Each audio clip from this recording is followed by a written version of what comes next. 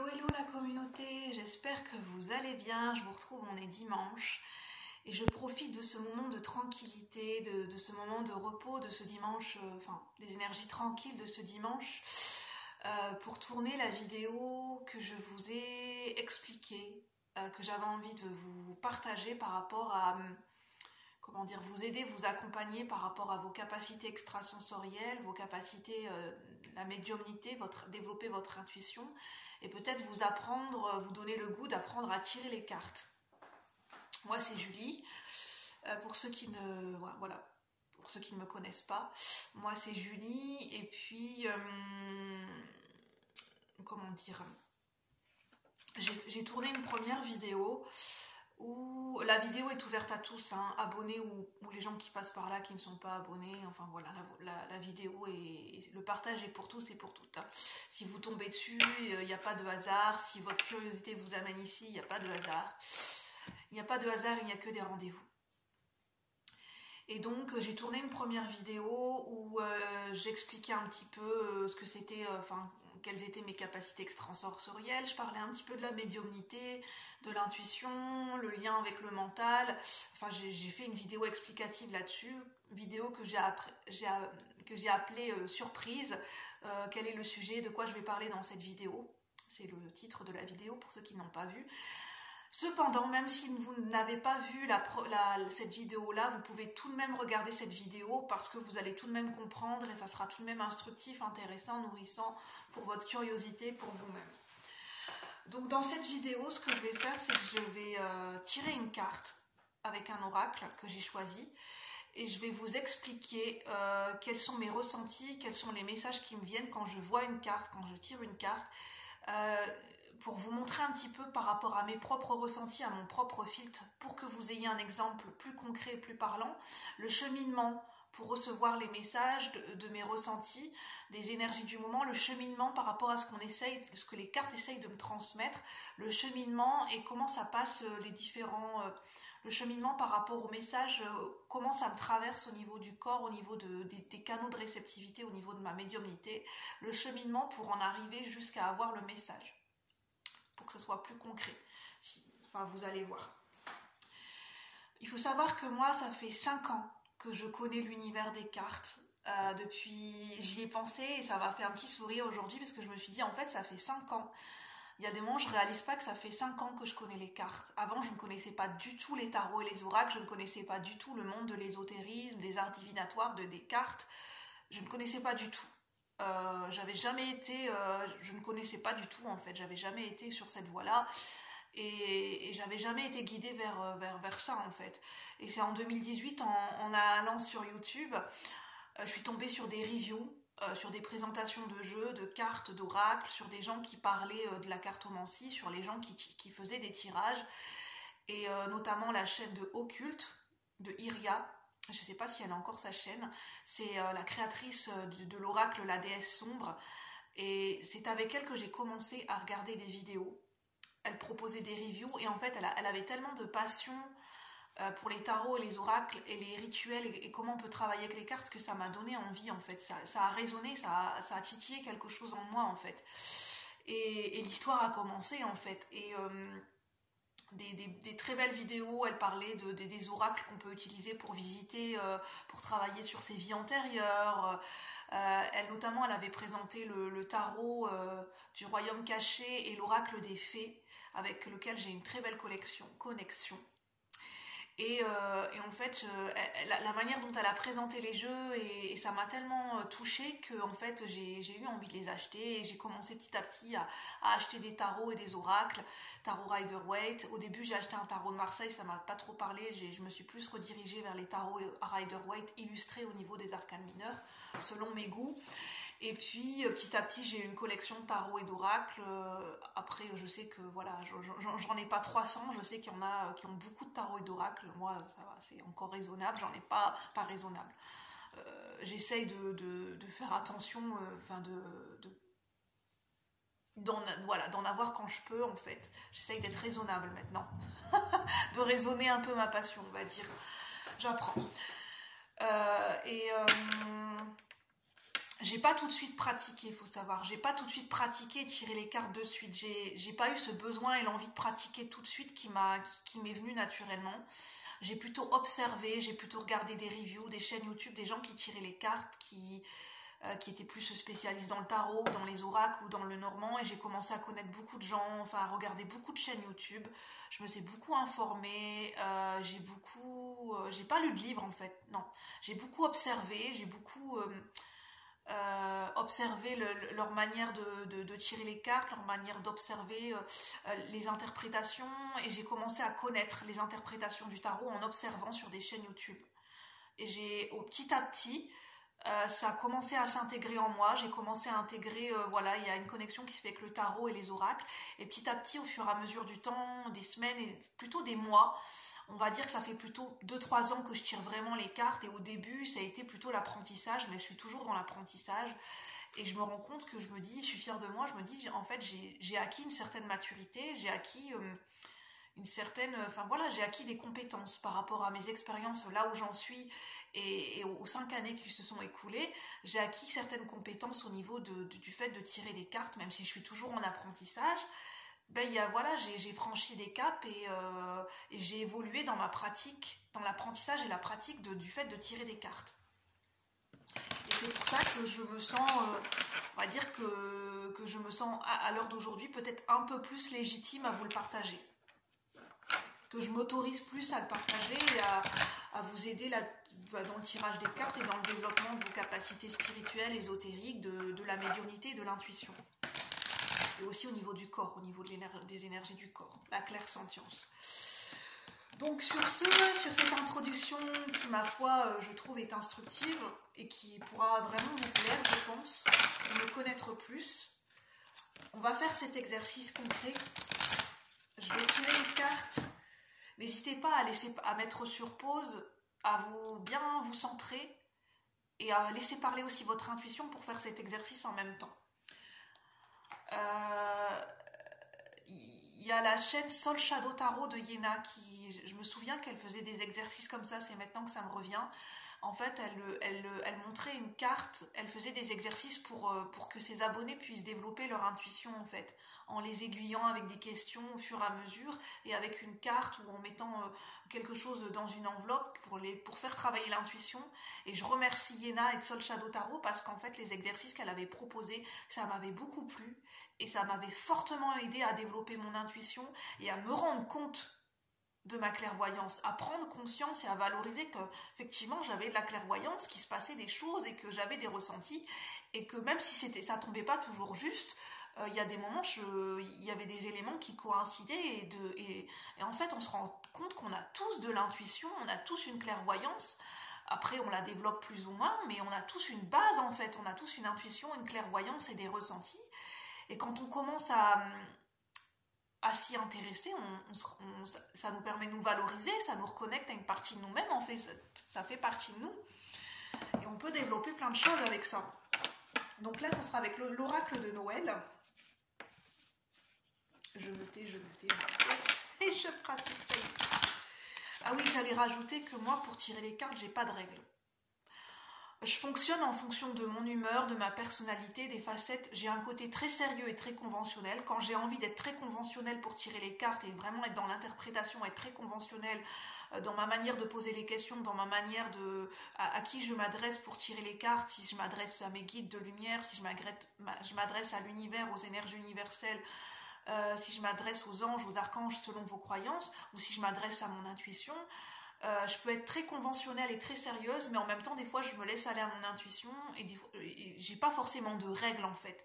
Si j'ai envie de poser une question en tirant les cartes, je pose une question. Des fois, j'apprends à laisser venir les messages des cartes sans forcément poser de questions ou d'intention précise. Des fois, la plupart du temps, je n'ai pas de questions et je n'ai pas d'intention précise. Je me suis rendu compte que je fonctionne beaucoup, je ne pose pas de questions. Je sais qu'il y a des personnes qui aiment fonctionner en posant des questions sur leur vie sentimentale, vie professionnelle et fonctionner par domaine en tirant les cartes. Je ne fonctionne pas du tout comme ça. Au début, je faisais comme ça et je me rends compte que ça ne me parle pas en fait, parce que pour moi, c'est trop scolaire en fait. parce que je fonctionne de manière globale. D'ailleurs, vous avez pu vous en rendre compte dans les vidéos que je propose, je fais beaucoup de tirages collectifs et général et très peu de tirages individuels et par choix. Parce que en fait, c'est pas ma manière, c'est pas comme ça que je ressens les énergies. Je suis plus connectée aux énergies collectives qu'à des énergies privées et de faire des énergies individuelles parce que je suis hypersensible et empathe, je pense, et j'ai toujours été connectée à la collectivité, aux énergies collectives, aux énergies universelles, et les énergies de mon individualité, de l'individualité, ça me parle pas encore trop en fait, ça résonne pas avec mon énergie et mon essence profonde. Moi je suis plus reliée aux énergies du Verseau, aux énergies collectives, aux énergies du poisson qui est connecté à l'univers, à la spiritualité, aux planètes, qui est relié à interconnecté avec toutes les énergies. D'ailleurs mon honneur est en poisson. Bon, je parle vite, désolée. N'hésitez pas à me poser des questions si vous le souhaitez, et à commenter, à proposer des sujets pour les prochaines vidéos. N'hésitez pas. Je vous lirai, bien sûr, je vous lirai quand j'aurai le temps, enfin au fur et à mesure, quand je prendrai du temps. Alors, avec l'oracle de Noël. Voilà, je parlais. Quand je vous disais qu'il n'y a jamais de hasard dans les cartes, la carte que je viens de tirer, elle a une résonance avec ce dont je viens de vous parler. Je viens de vous parler de règles ou d'habitudes ou de manières de fonctionner, et là on a la carte rituel.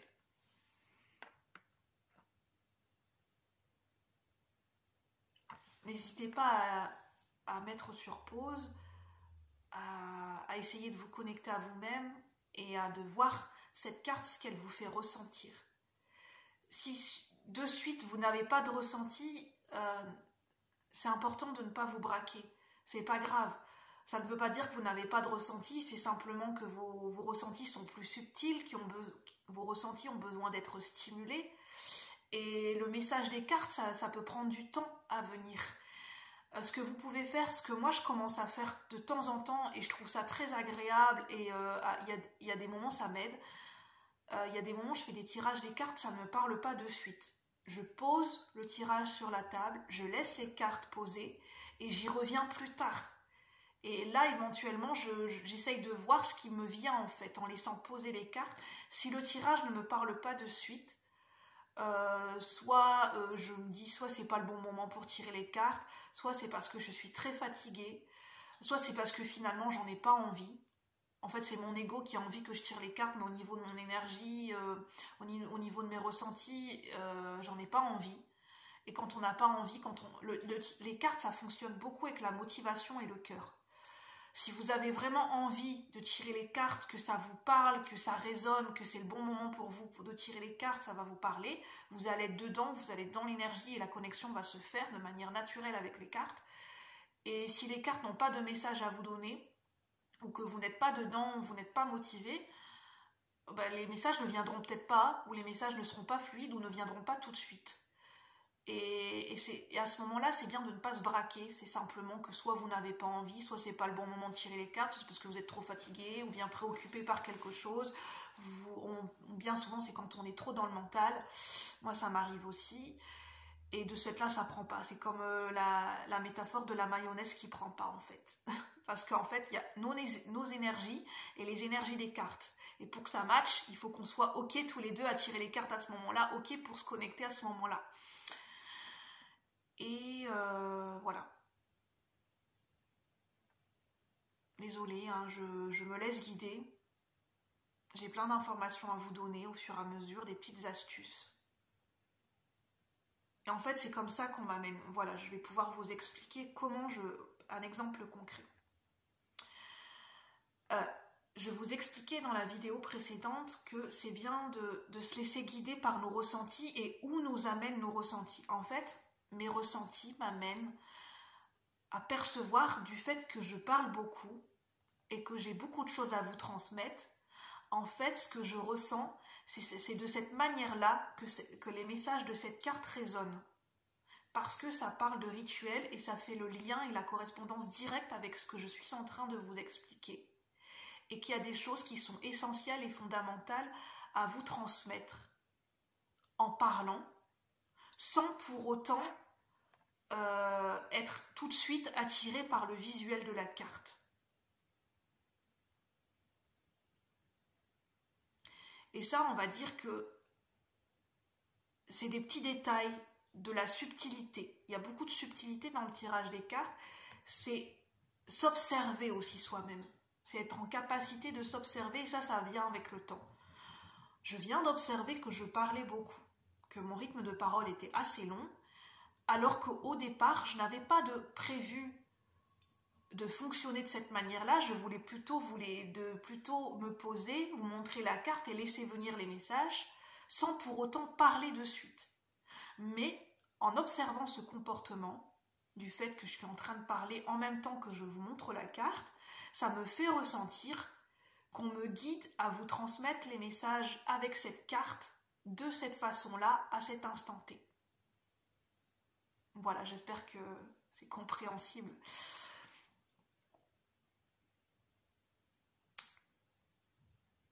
Bon, donc en fait, il y a plusieurs façons de recevoir les messages, il y a plusieurs façons de retranscrire, de transmettre les messages, il y a plusieurs manières de recevoir et de percevoir nos ressentis. Ça peut passer beaucoup par le côté intellectuel, dans le sens, je dirais plus la claire connaissance. Je pense que la claire connaissance, c'est beaucoup relié avec le côté intellectuel, le côté où on se sert, avec la claire connaissance, j'ai l'impression qu'on se sert plus de nos capacités mentales, en lien avec la claire connaissance.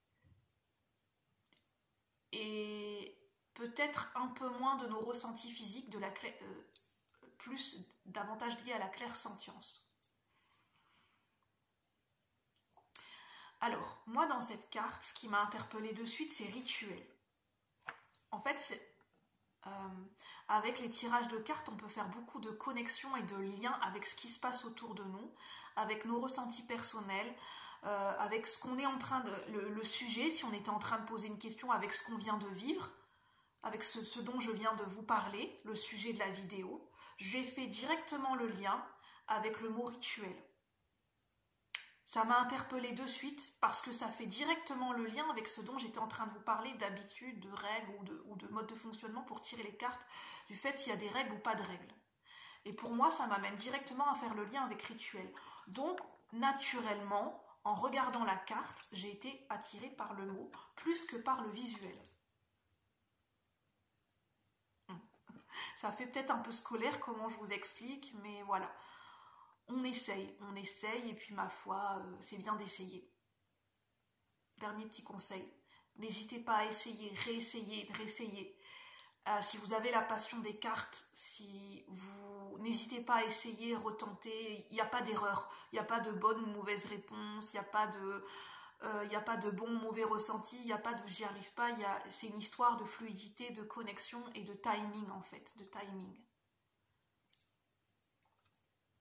De sentir les énergies et d'apprendre, oui, de sentir aussi nos propres énergies. C'est le lien, la connexion avec les énergies des cartes. Et ce que je voulais vous dire, c'est que des fois, vous n'aurez pas forcément une connexion avec certains oracles et certains tarots. Peut-être que la connexion, le jeu en lui-même vous parlera plus tard ou pas du tout. Moi, c'est déjà arrivé que j'ai des oracles et des tarots qui ne m'ont pas parlé de suite.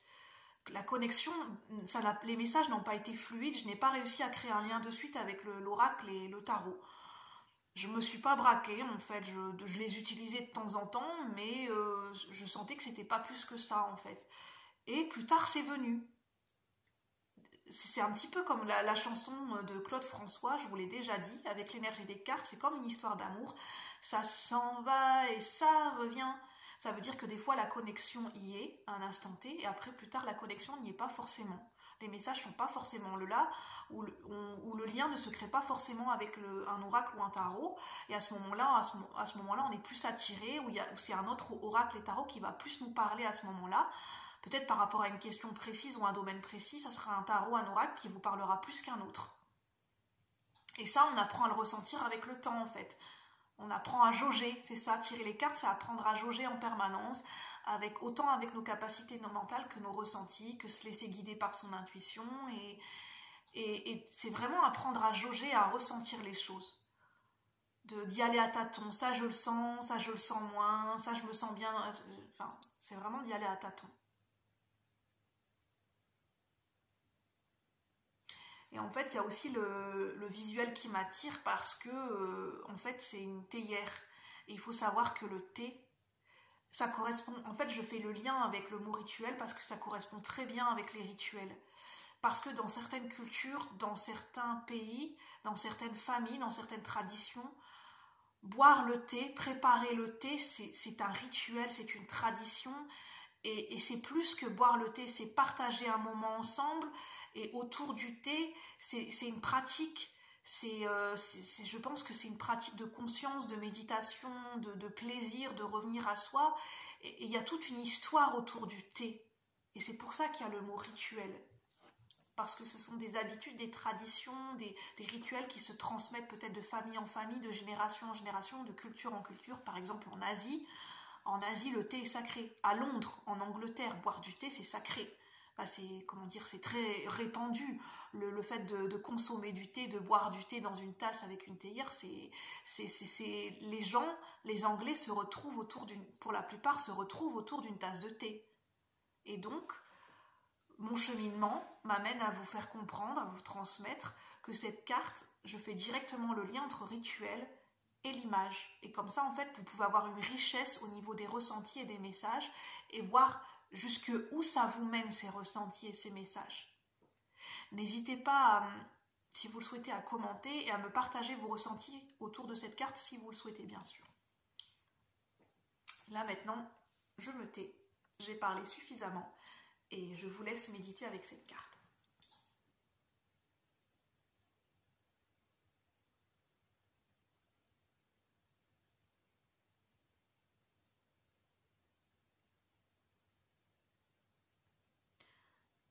Dernière chose, des fois je suis aussi attirée par le nombre. En numérologie, les nombres ont aussi une signification, une symbolique, et ça m'arrive d'être attirée par les nombres aussi dans les cartes.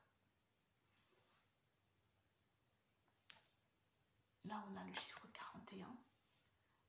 Je vous en parle parce qu'en fait mes ressentis sont encore en train de cheminer et mon œil est directement attiré vers le numéro en haut. Donc pour moi, ce n'est pas du hasard. Quand je suis attirée par quelque chose, je me laisse guider et porter. Et le numéro m'indique 4 et un 5. 5, c'est le chiffre du changement. Et on me parle de notion de tradition et de changement. Alors, est-ce que c'est complémentaire et opposé? C'est ça la question qu'on m'amène à vous poser. Mon ressenti m'amène à vous transmettre entre rituel et tradition et le chiffre 5 du changement. Est-ce que c'est opposé ou complémentaire? Est-ce que tradition et changement peuvent cohabiter ensemble? Est-ce que ce sont des énergies plutôt opposées, plutôt complémentaires? Est-ce qu'on peut amener du changement dans les traditions? Est-ce qu'on peut amener aussi un côté ancien et traditionnel et conventionnel aussi dans du changement? Voilà ce qu'on m'amène à vous transmettre, ce que mes ressentis me guident à vous transmettre au travers de cette carte. Pour continuer l'exemple.